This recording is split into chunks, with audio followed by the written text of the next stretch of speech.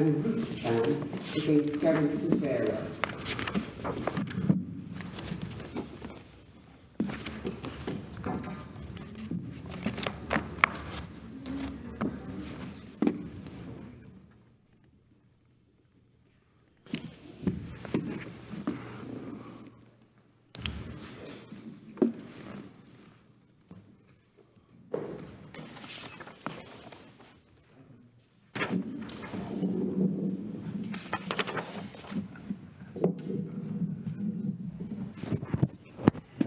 Yes, so we're ready now to hear Mr. Mendes.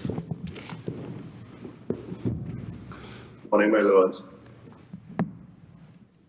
My lords, the allegation which you have asked me to address is premised upon findings having been made against the appellants that they had breached a non-delegable duty.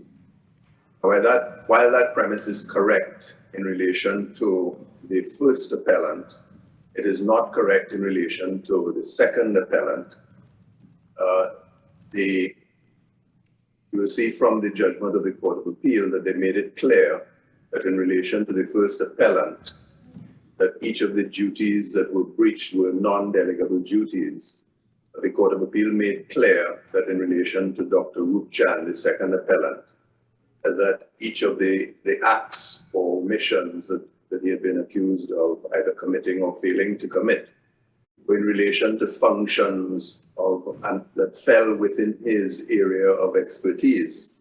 Now, if I could just make good that as briefly as possible, just by giving you the references. If you could pause for a moment. I'm going to, I wonder if we could ask that the volume be raised. It'd be helpful if the volume could be raised, the volume of the sound.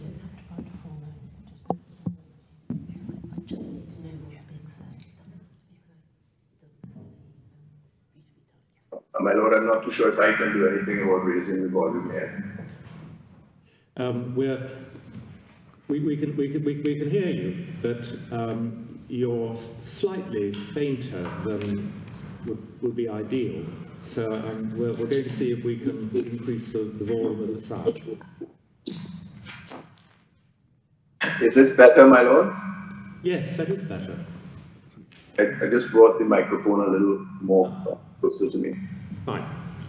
Yes, my lord, I was making the point that whereas the Court of Appeal found that the first appellant had breached a non-delegable duty, findings that it made in relation to the second appellant were all breaches of duties that were applicable to the functions of an anesthetist. I was just about to make good those statements by referring you to the electronic bundle page numbers and paragraphs of the judgment of the Court of Appeal. First of all, if I may direct your attention to page 1499, that would be paragraphs 278 and 279. That is where the Court of Appeal summarizes the breaches that it found had been committed by the appellants. Paragraph 278, there are 4 breaches A to D. If I can just give you the references where the Court of Appeal made it clear that these were in relation to non-delegable duties. In relation to 278A, is the failure to ensure that a PTT was done. You will find that finding made at page 1478, paragraph 215. In relation to the finding at 78B, there was a failure to maintain appropriate supplies of blood. See that finding at page 1472, paragraph 196. Yes. In relation to the finding that at 278C, in relation to the transfusion of group O positive blood, you'll see that finding at page 1476, paragraph 211. Lastly, in relation to finding at 278E, failure to monitor and record the deceased fluid output. You see the finding at page 1486, paragraph 239. And as I said, in relation to all of those findings, the Court of Appeal said that was in relation to the first appellant's non-delegable duty. In relation to the second appellant, those findings are made in paragraph 279 at page 1499. And again, I will give you the references to each of the findings of negligence. 279A, failure to take any adequate steps to prevent deceased from succumbing to excessive bleeding. We'll see that at page 1482, paragraphs 228 and 230.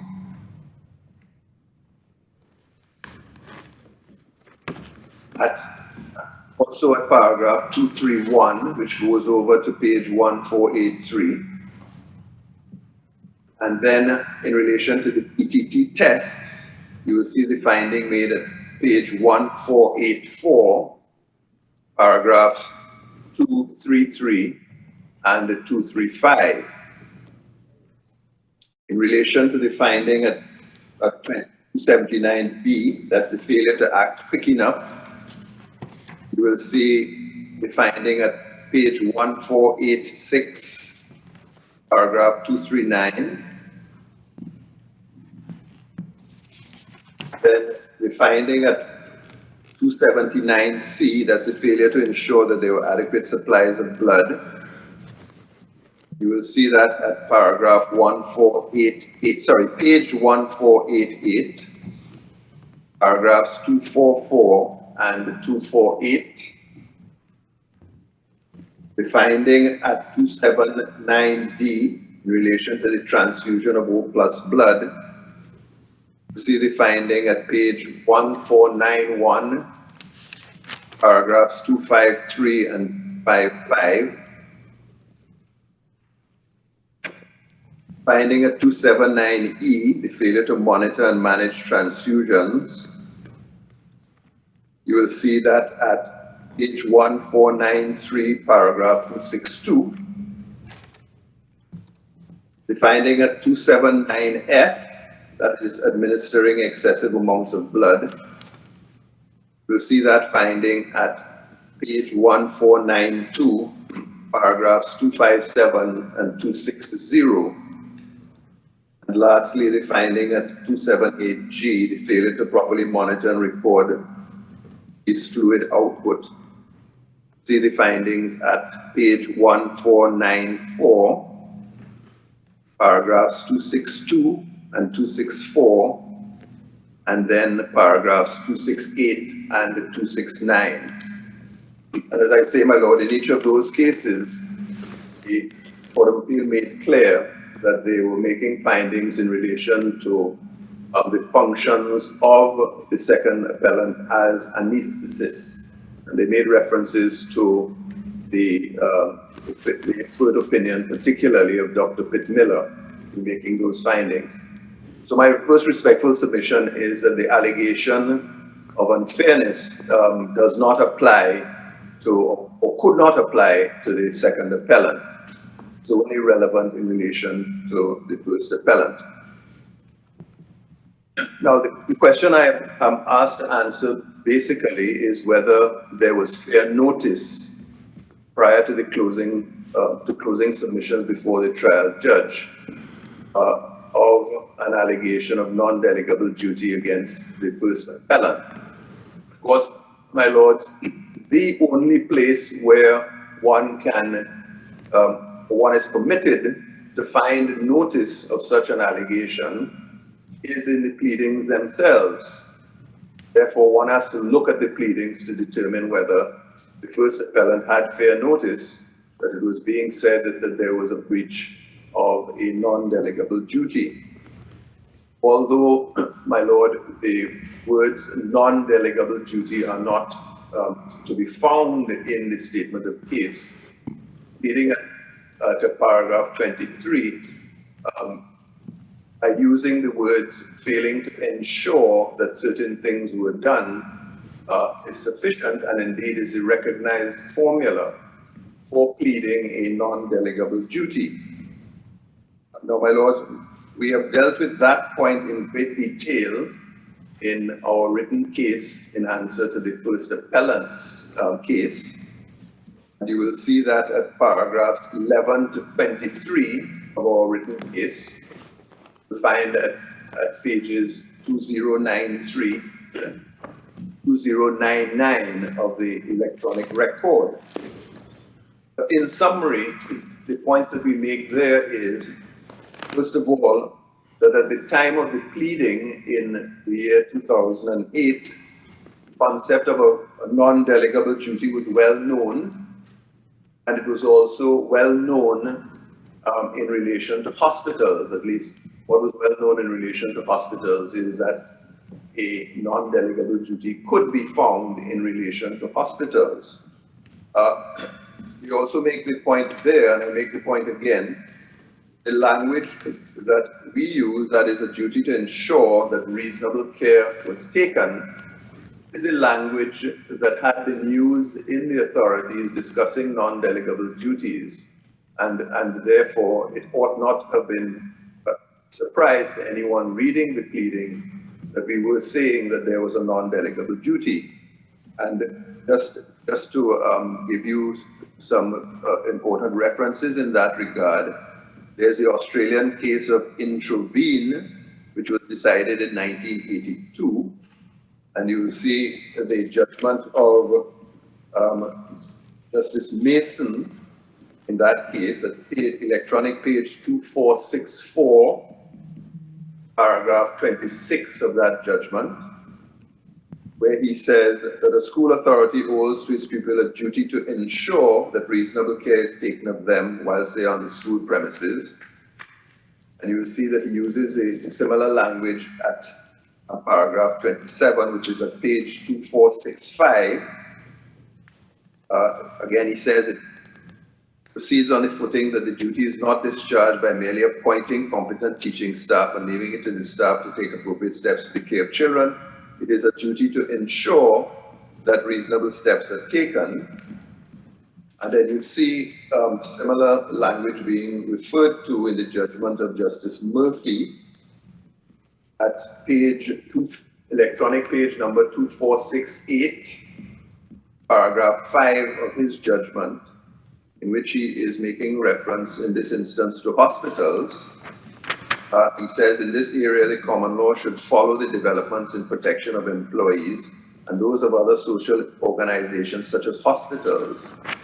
And then he refers to the text by Fleming. Fleming refers to the increasing support for the view that, quote, the hospital, by receiving a patient, assumes a non-delegable personal duty to ensure that he receives careful treatment at the hands of such staff as it provides, etc. And my lord, you will see the extract from the text, Fleming, electronic bundle page 3107 to 3108. And that edition of Fleming is a 1977 edition, which is of course long before the pleading in this case. And the last reference I would wish to make in this regard is from the judgment of Justice Gleeson in the Lepore case, L-E-P-O-R-E. And you will see that reference at electronic bundle page number 2759 at paragraph 25. And just there at letter C, he says in bold, it had been held that the liability of a hospital arises out of an obligation to use reasonable care and treatment, the performance of which cannot be delegated to someone else. This is a personal duty. It is more stringent than a duty to take reasonable care. It is a duty to ensure that reasonable care is taken. So all of this is just to indicate that the formula of words, a duty to ensure that reasonable care is taken, is the traditional way of pleading a non-delegable duty. So we respectfully submit that the pleading itself gave a clear notice to the defendants that it was being said against them that there was a non-delegable duty. But my lords, we go further, and to the extent that the first appellant is saying that the pleading is to be understood as making reference only to the nurses employed by the first appellant, we respectfully submit that that is simply not borne out on the pleadings themselves. If I can ask you to look at the electronic bundle page 6. That is paragraph 6 of the pleadings of the statement of case, where it is said, at all material times the first defendant was under a duty, A, to ensure that all staff, visiting consultants and specialists, including the second defendant and his attending nurses, involved in the provision of medical treatment at the medical center, the employees or of the first defendant or not, sufficient in number, properly qualified and reasonably competent to do so. Obviously, that is not referring to an obligation on the nurses.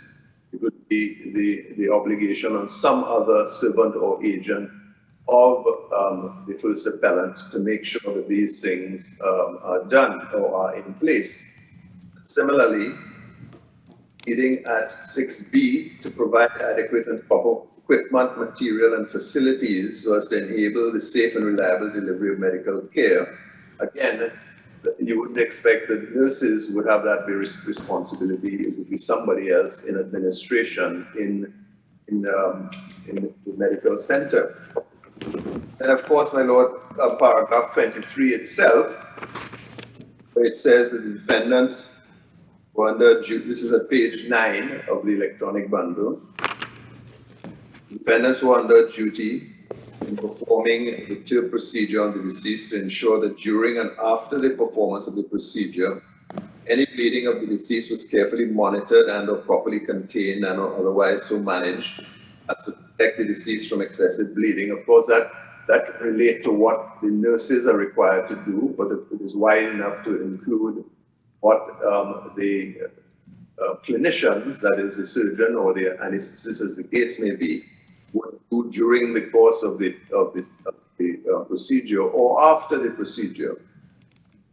B, there was sufficient materials, equipment, and personnel as to facilitate the safe transfusion. Again, that would be what nurses would do. That would be what someone else would do.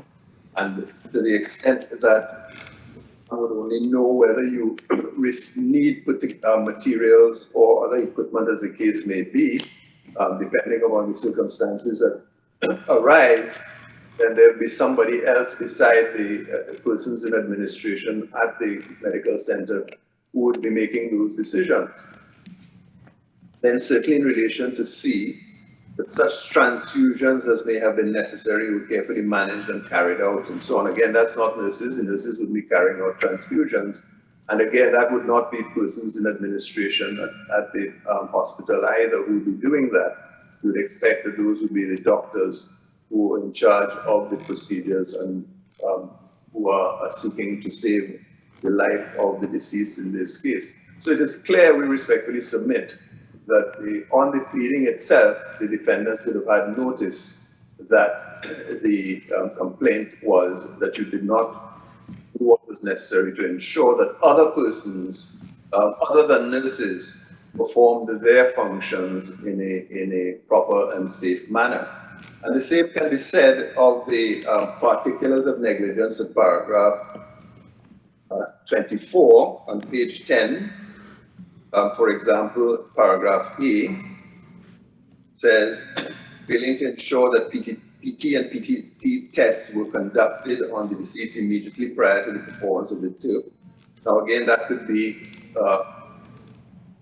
a function of someone in administration, but it could also be referring to the function of the attending doctors who have to make a decision as to whether a test should be done or not. Similarly, same thing can be said in relation to B and C. I won't read them, my lord, but I'm making the same point in relation to all of these particulars of negligence. And when read, it will be clear to anyone that the allegation that is being made there is that you are responsible for what other persons might have to do other than nurses or administrators, in other words, other than persons who presumptively would be servants or agents of the hospital. And when you get down into KIM at page 11, similar submissions can be made. M, for example, transfusing group O positive whole blood into the deceased. That would be the functions of the doctors themselves. And similarly, at page 12N, failing to monitor and record the deceased fluid output, etc. Again, it will be clear that the reference that is being made there is to the functions being performed by the doctors who are attending to the deceased. So our respectful submission is that it was clear on the pleadings themselves that what was being alleged that it was that your duty was to ensure that other persons who were attending to the deceased perform their duties in a proper manner. My Lord, it seems we respectfully submit that in the defense itself, it was understood that that was the allegation that was being made. If you look at pages 28 to 29 of the electronic record, where there's, first of all, at paragraph 13 on page 28, there's the paragraph 23 is admitted wholesale without any qualifications. But then at paragraph 14, it says these defendants deny paragraph 24 of the amended statement of case.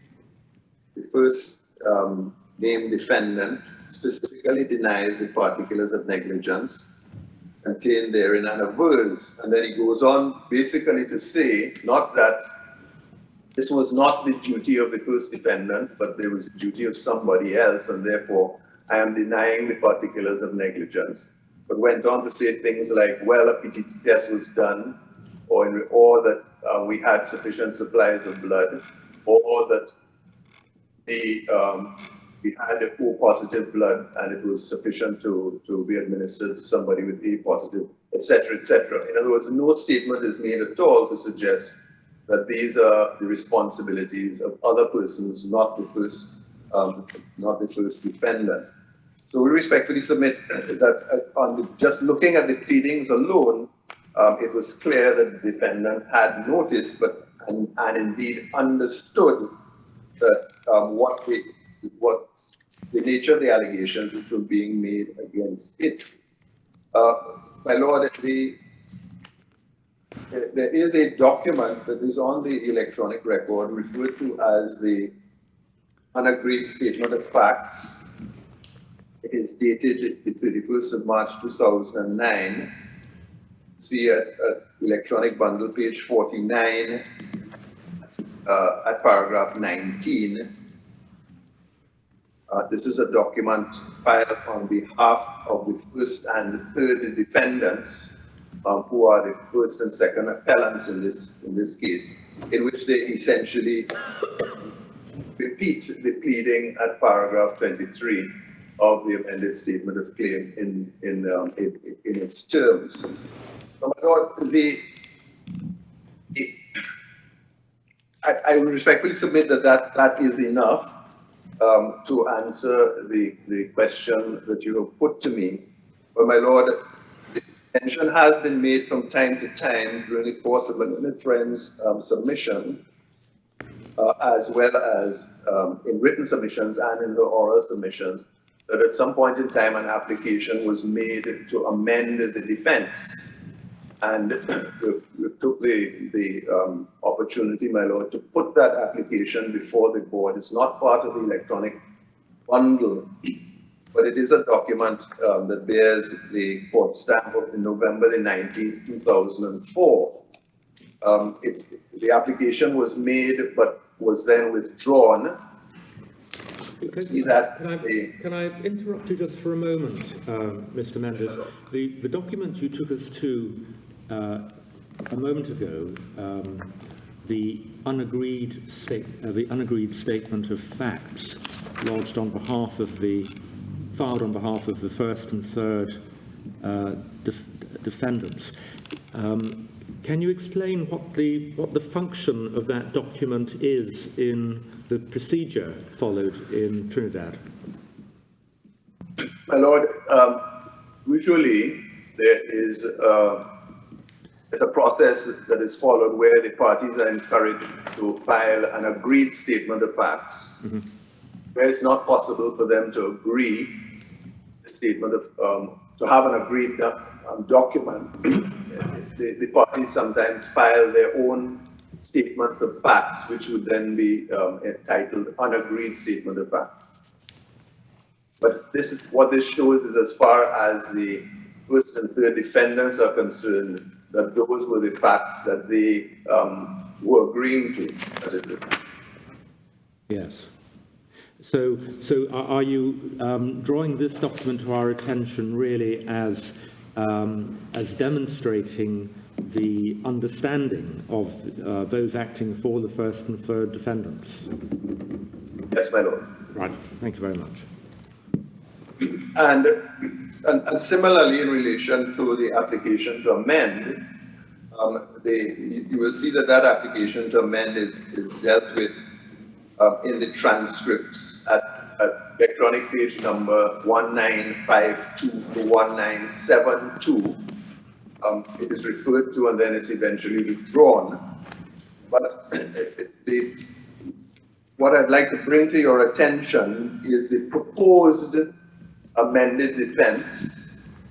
It's attached to an affidavit of Dr. David Ali. So it's a document towards the back of the bundle that has been handed up. And you will see that, first of all, it's not in the form of striking out those passages of the existing file defense that is being changed or that are being changed, and the insertion of additional paragraphs. It's an entirely new defense that is being put forward, and it's totally rewritten defense. You will see from paragraph 3 of that document that what is being said is that paragraph 3 is admitted, save that it is denied that the first defendant is or was vicariously liable and or otherwise liable for any act or omission of either Dr. Lester Goetz or the second defendant, who were independent medical practitioners who rented medical facilities from the first defendant for their private contract medical work, to which the first defendant was not privy. And then you see at paragraph 6 at the bottom of that page, it says paragraph 6 is admitted, save that denied that the first defendant had or was under any duty in relation to Dr. Goetz and or the second defendant, they being independent medical practitioners who undertook their own private contract medical work, to which the first defendant was not privy. And more or less the same thing is repeated in B and C. And in paragraph 10, it says paragraph 10 is admitted as the deceased was admitted to the first defendant's medical center pursuant to his private contract with Dr. Goetz and or the second defendant, to perform the TERP procedure on him and to be under the exclusive care as his private contract medical practitioner until he was fit to be discharged, the latter decision being that of Dr. Goetz and or the second defendant. And you will see again, my Lord, it is repeated, I'm sorry, but if I can take you to paragraph 23, I'll ask you to look at paragraphs 20, 21, and 22, and more or less the same thing is being repeated. And then at paragraph 23 of this document, the intended pleader, I should put it, addresses paragraph 23 and says paragraph 23 is denied, and paragraphs 21 and 22 are repeated. That is where it is again said that Dr. Goetz and the second appellant are independent contractors and they have contracted privately with the deceased and so on.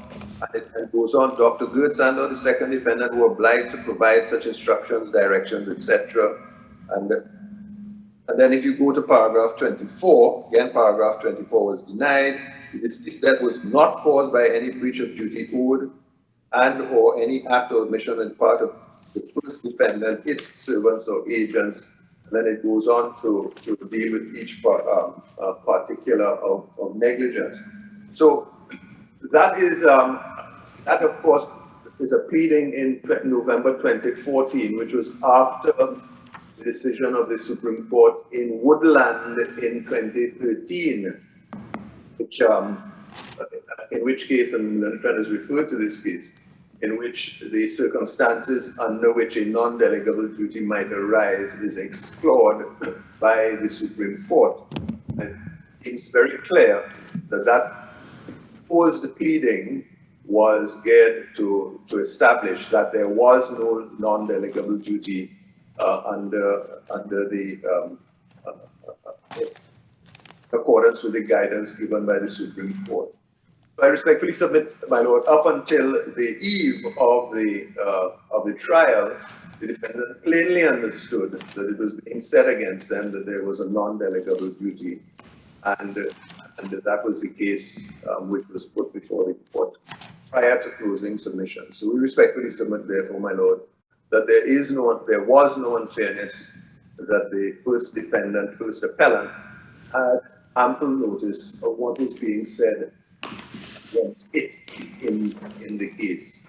My Lord, some reference has been made in the arguments to the judgment which Justice Pukaram gave on an interlocutory application that had been made by the remaining defendants to have the case struck out on the basis of the settlement agreement that had been entered into with Dr. Goetz, in which Justice Pukaram had rejected the defendant's submission that the defendants were joint tortfeasors, holding that there were several tortfeasors.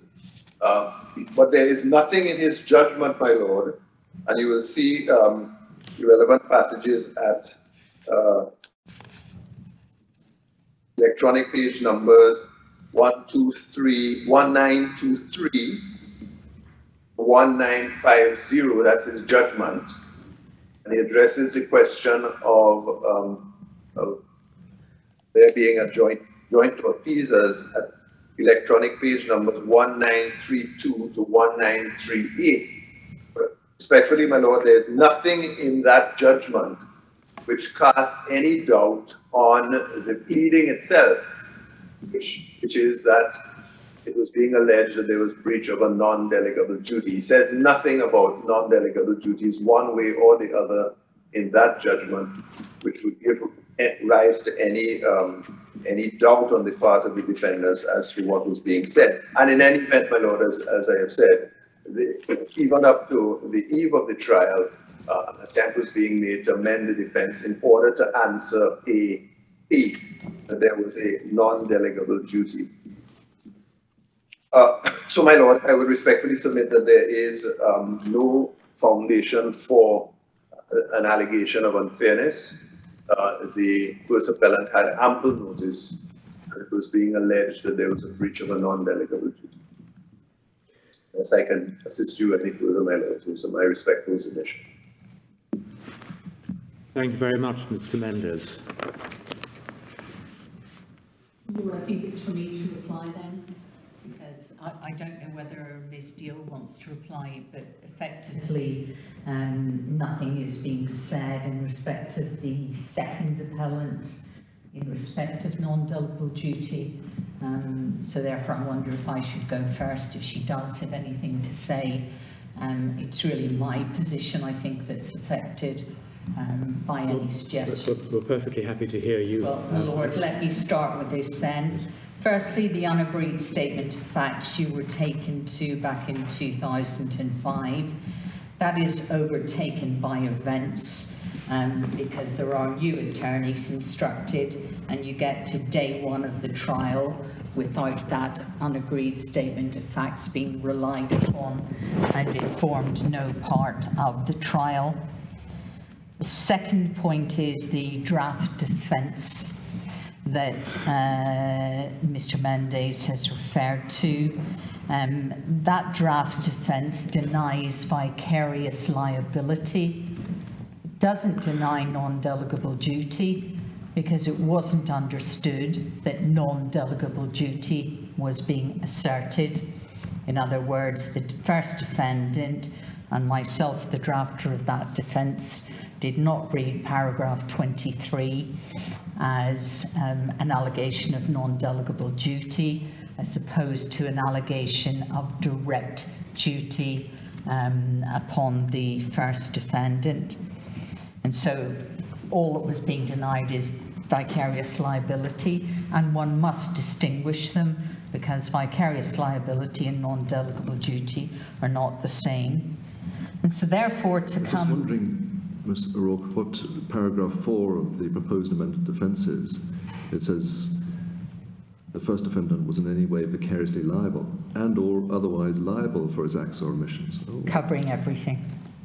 But it's not saying, I think there's a non-delegable duty here.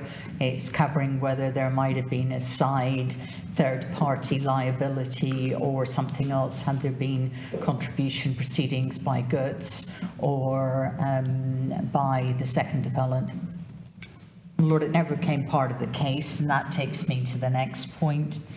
That application was not pursued on day one of the trial, probably for 3 reasons, and they appear on the transcript for day one, which sadly isn't in the record. But effectively what happened is it was indicated we were far too far out of time to amend, and it was unlikely to get it. Secondly, here we were on day one of a postponed trial, so we're not going to get it.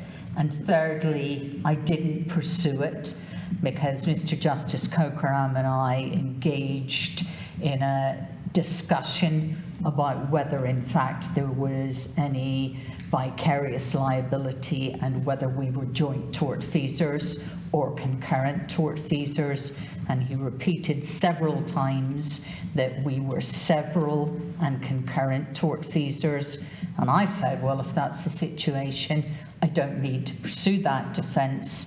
It means that I am dealing with only direct obligations on D1.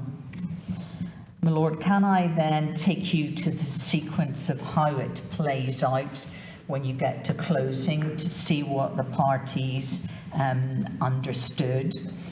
Can I take you in the record to Mr. Mendes' closing, and it's electronic bundle 997, and it's paragraphs 2 and 3, and these are his closing submissions, which followed mine. The sequence in which they were done was because it was my submission of no case to answer. I sent my submissions first. He then replied. Then we turned up for a hearing, only unfortunately he was indisposed and didn't make it. But if you look at paragraph 2, in order to establish liability for negligence against each of the defendants, the claimant must establish that each defendant owed deceased a duty of care, each acted in breach of the duty, and the said breach caused the deceased estate or those dependents loss and damage. And in paragraph 3, in these submissions, we set out the claimant's case against each defendant separately. Now, my written closing submissions are not in the record. I do have a copy of them, but your lordships will see in the 43 pages of my written closing submissions, there's not a single word about vicarious liability or non-delegable duty. I was not addressing non-delegable duty. Mr. Mendes' replies, I've shown you the start of his reply at 997, but his reply specifically in respect of my submissions and the first defendants, you will find at 1034 going through to 1059. And nowhere in those 25 pages is there a single reference to non-delegable duty. What happens then is we both turn up, or are due to turn up, on the 23rd of February to give oral replies to each other's documentation and to answer questions from the judge. Unfortunately, Mr. Mendes was indisposed, and Mr. Justice Cochran proceeded with us alone. You will find the transcript of that at 1707 in the bundle through to 1740. And you will see in those 30 pages, I'm not asked a single question by Mr. Justice Cochran about non-delegable duty. It is simply never mentioned. He asked me questions about experts and what they should write. He does ask some questions about a direct duty under paragraph 23, but otherwise he asks questions about my criticisms of experts and procedural issues. Because Mr. Mendes was unable to attend, he was given the opportunity to reply in writing, and to assist him, my 24-page speaking note, which is referred to in that transcript and which I've got a copy of here, but which does not refer in a single sentence or word to non-delegable duty, was provided to him so that he could reply meaningfully, having missed his attendance. His reply is in the bundle at pages 1061 to 1070, and you will find in those 10 pages not a single word referring to non-delegable duty. And so the way the case proceeded, at trial, at closing, on everybody's understanding, and in arguments to the judge as to what he was considering, was nowhere but nowhere was there any invitation to consider non-delegable duty, or indeed vicarious liability.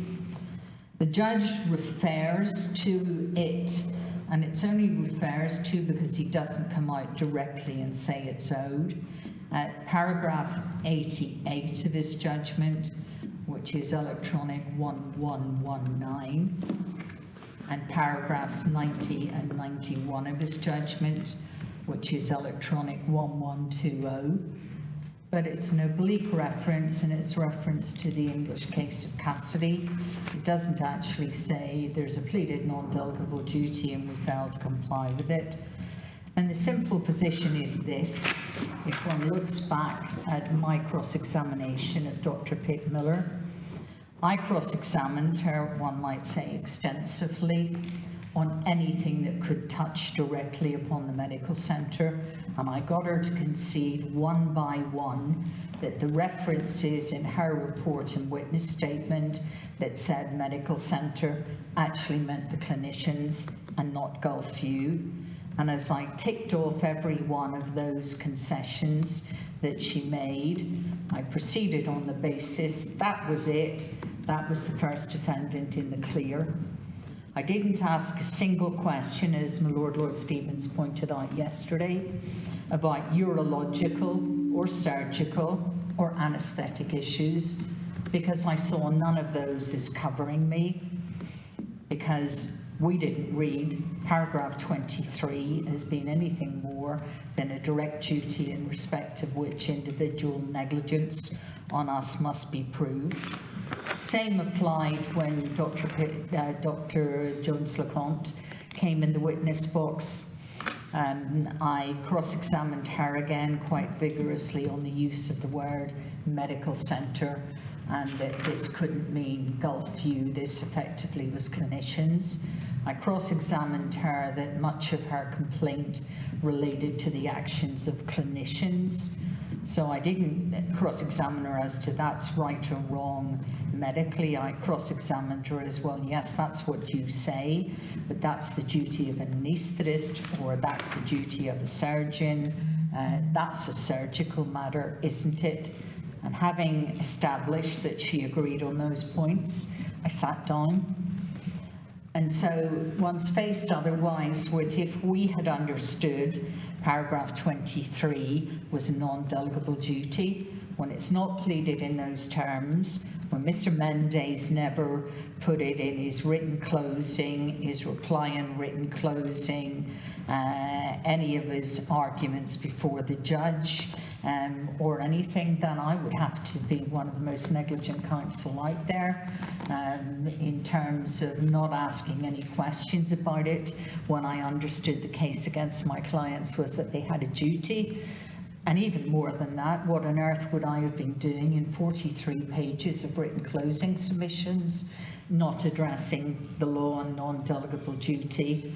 What would I have been doing in 43 pages of closing submissions in not addressing not just the law on non-delegable duty, but any factual background?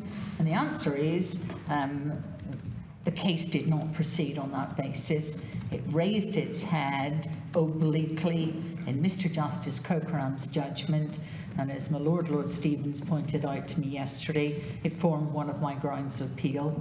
It did because it appeared that's what Mr. Justice Cokeram had done. It then took on a new life in the Court of Appeal, and that's where it, of course, becomes important, because the Court of Appeal effectively let me off on direct negligence, but downed me on the basis of non-delegable duty and vicarious liability, which we say I'd never been asked to deal with at the trial.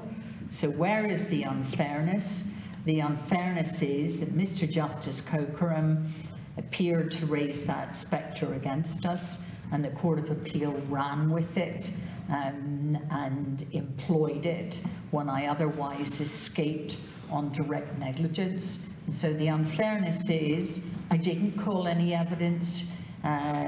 Mr. Mendes has told you about Dr. Ali's affidavit setting out the arrangements. Your Lords yesterday had asked about, well, where do we know about what the arrangements for employing these doctors are? It's in Mr. Ali's affidavit, or sorry, Dr. Ali's affidavit, but of course it was never pursued and not gone into because the judge assured me on day one we weren't talking the language of vicarious liability, we were looking at direct duty, and the beginning of Mr. Mendes' closing submissions, 997 paragraphs 2 and 3 make that clear. Yeah, can I ask you, if we go a little bit further on in his closing submissions, at page 1034. Yes, that's where he starts addressing This is where he starts addressing it. us, yes. He says the scope of the, paragraph 118, the scope of the duty of care is pleaded in paragraph 23 and admitted at paragraph 13 of the amended defence. Yeah. And it goes on. 121, the first defendant attempted initially to avoid its submission by applying at the commencement of the trial to amend. Yes. This attempt having failed, the first defendant now makes a further attempt to avoid that admission by arguing in its closing submissions that paragraph 23 is not to be construed as meaning what it plainly says. Well, it's then set out, and paragraph 123 on the next page, it said the meaning of paragraph 23 and the admission are plain and clear. By that admission, the first defendant accepts that it was under a duty to ensure that the matters set out at paragraph 23 A, B and C were carried out in relation to the procedure performed on the deceased. Thus the issue is whether those matters were carried out and not whether the first defendant was under a duty to carry them out. However, in its closing submissions, the first defendant argues in essence that paragraph 23 is to be construed as pleading a duty of care that is limited in scope to the duty owed to the deceased by the nurses. Said that that is contrary to its meaning, and then the argument in what's said to be a strained construction of paragraph 23 is then discussed. So, my Lord, can I answer that in this way? Firstly, I don't agree with him that it's plain and clear. we didn't read it as a non-delegable duty, and we say it wasn't set out in those terms, and nobody used those words. Yeah, Secondly, when he talks about our strain construction, what I was actually saying, if your lordship see... Yeah, I'm not interested in the merits of the argument. No, Lord, I'm saying... We've heard you Yes. on that.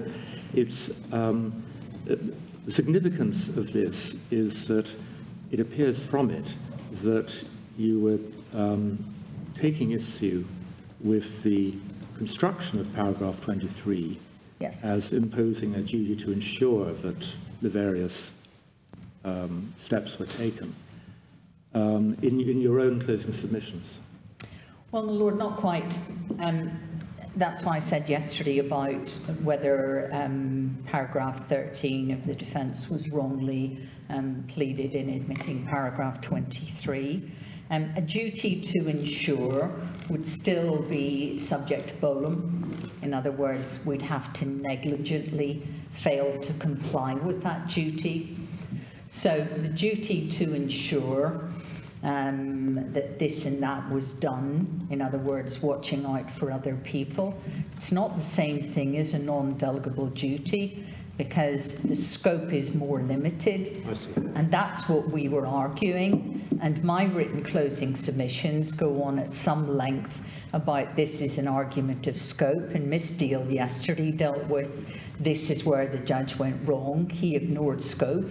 It's all very well to say is there a duty, existence is clear, and there was a duty, but what was the scope of that duty? And that's why I took you to where Mr. Mendy says they have to prove against each defendant the negligence.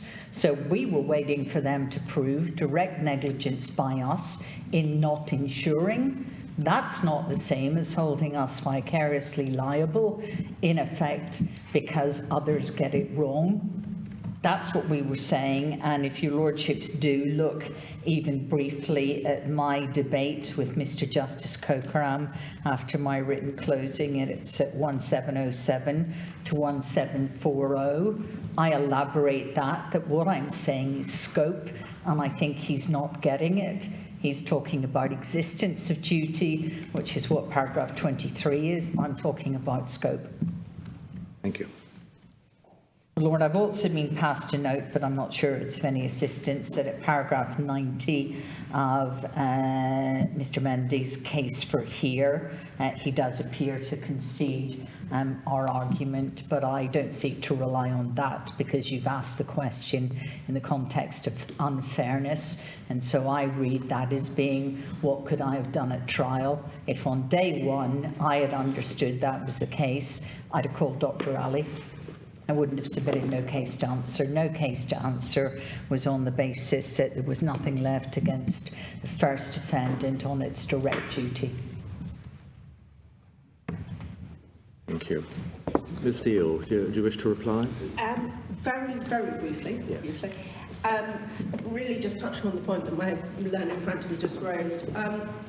There is a positive case in put now in the respondent statement of case 2131, paragraph 12, that paragraph 23 asserts, and that we by our defence admit, a non-delegable duty on Dr. Roopchand. That, of course, was not part of the case at any stage up until now. But the non-delegability of a duty presupposes that there is a duty, which is why our case is that both of the lower courts entirely failed to appreciate that there had to be an analysis of the scope of that duty.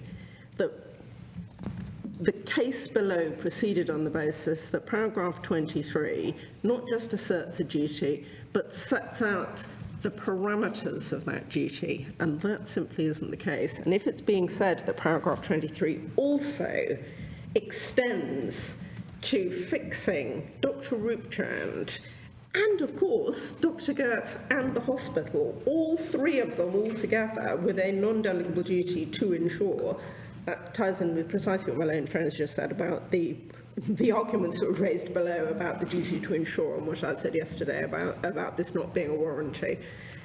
So that there's nothing more so I appreciate that the only thing that Mr. Mendes was asked to respond on was on this question of unfairness.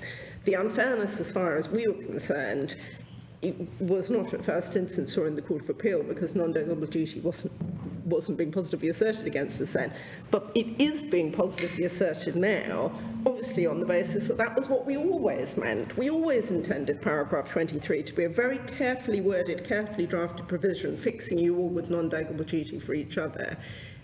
That, we say, is the wrong approach, that actually paragraph 23 is about the assertion of a duty. You still have to analyse the scope, and that's what no one has ever done. That was an error of law. It's not just a case about concurrent findings of fact, it's an error of law, and that's why this board is concerned. Could I ask you something, Ms. Steele, just before you sit down? Suppose that the respondent is correct in what it says about the interpretation of paragraph 23, and that it did assert a non-delegable duty on the part of the defendants. Is that the end of any complaint of unfairness? Is that the end of any complaint of unfairness at the trial? How can there be unfairness if the correct interpretation of paragraph 23 is as the respondent said? We would not be saying that the trial was unfair because the trial judge and the Court of Appeal accepted the respondent's arguments that Dr. Roopchand was fixed with responsibility for things that actually fell outside properly analysed the scope of his duty of care. I'm not suggesting that there was procedural unfairness there. We are saying that there was a straightforward error of law. But I'm not saying that Dr. Roopchand was ambushed in perhaps the same way that the hospital says that it was ambushed. It simply proceeds on the basis of a wrongful construction of paragraph 23 and what it could possibly have meant in the context of a clinical negligence case. Yes, thank you. Well, we will take time now to consider all the submissions that we've heard, and we'll let you have our judgment in due course.